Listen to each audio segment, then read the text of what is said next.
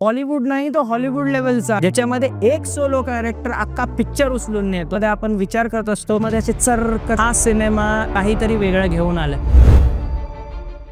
कालच रिलीज झालेला मराठी सिनेमा म्हणजे जारण हा आम्ही पाहून आलो. 7 वाजताचा शो होता. मला वाटलं असेल काहीतरी असं गुपित दडलेला असेल, थोडा बेसिकचा सिनेमा असेल, पण हा सिनेमा एवढा ब्रिलियंट असेल हे असं मला वाटलं नव्हतं. हा मराठी सिनेमा मराठी प्रेक्षकांसाठी मराठी भाषेमध्ये मराठी रिव्ह्यू आम्ही तुमच्यासाठी घेऊन आलो हाऊ टू डू मधून. मुळात रिव्ह्यू मध्ये लोक ओरडून बोलत असतात. मी पण आमच्या हिंदीवाल्या सिनेमांचे रिव्ह्यूज असतात तिथे ओरडून बोलतो, पण हा सिनेमाच असा आहे की मुळात ह्या टप्प्यामध्ये बोललं पाहिजे, कारण की हा सिनेमा त्या लेवलचा आहे. सिनेमाच्या दृष्टिकोनातून आपण पाहिलं तर सिनेमाची एक भाषा असते, व्हिज्युअल कम्युनिकेशन हा सब्जेक्ट असतो.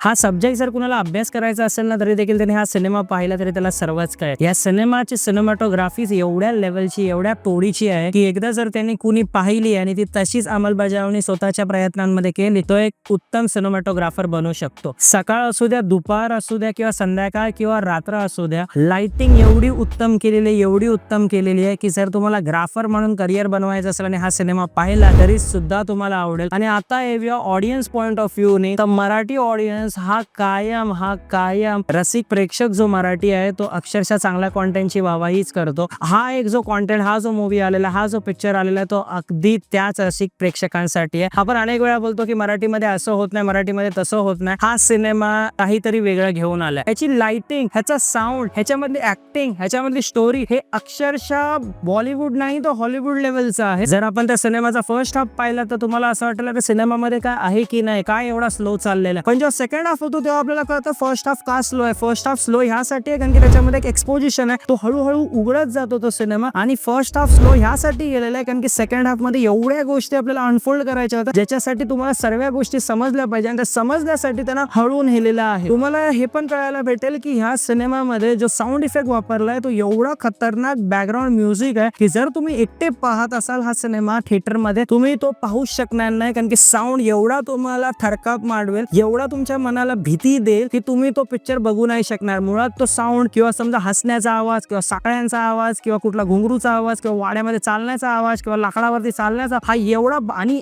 विचित्र साऊंड इफेक्ट्स वापरले, ते पण असे की थिएटर मध्ये तुम्ही पिक्चर इकडे बघता, आवाज अचानक इकडून येतो, आवाज अचानक कधी पूर्ण रूम मध्ये कोण जात असेल तर असा आवाज जातो, तसं वाटतं आपल्या भोवती कोणतरी. असे साऊंड टाकलेले आहेत की तुमच्या मनामध्ये असे चरकन भावना निर्माण होईल भीतीची. आणि त्याच्यामध्ये गाणी पण वापरली आहेत, महिला ज्या गातात त्या, पण ते गाणं सुखद प्रसंगाची गाणी आहेत, पण त्याच्यामध्ये एवढ्या भयान पद्धतीमध्ये ती गाणी गायले की ती गाणी ऐकताना आपल्याला असं वाटतं त्या बायका ज्या गातात त्या आजूबाजूलाच आहे. मग पिक्चर आहे का? जर तुम्हाला पोस्टरवरून ही हॉरर वाली वाटत असेल तर हॉरर सिनेमा आहे. जर तुम्हाला पोस्टरवरून वाटत असेल हे सायकोलॉजिकल सिनेमा आहे तर हा सायकोलॉजिकल सिनेमा. जर तुम्हाला असं वाटत असेल हा कल्टिस्ट सिनेमा आहे तर हा कल्टिस्ट सिनेमा आहे. कुठला ह्याचा जॉनर काय हा मी इथे रिव्हील नाही करणार, कारण जॉनर रिव्हील केलं तर स्टोरी मुद्दा म्हणजे पूर्ण पिक्चर स्पॉइल केला आणि मी स्पॉइलर देत नाही. कधी असे सिनेमा घेऊन येतो आणि त्यात आपण जर स्पॉइलर दिला तर मेहनत त्यांची वाया जाईल. माझी तुमच्या सर्वांना हीच विनंती आहे, अमृता सुभाषजी यांची ऍक्टिंग बघायला जा. त्यांची ऍक्टिंग तर अशी वाटते जसं नेटफ्लिक्स, म्हणजे मला तर वाटतं अशी ऍक्टिंग मी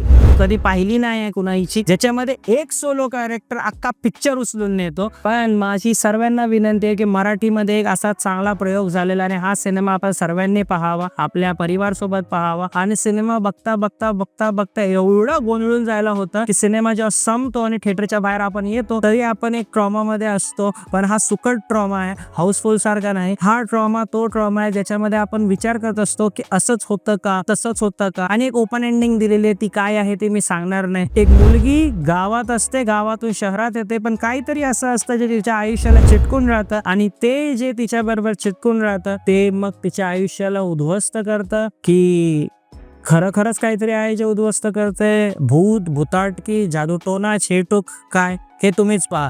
तुमच्या जवळच्या थिएटरमध्ये जा आणि मुळात हा पिक्चर पहा.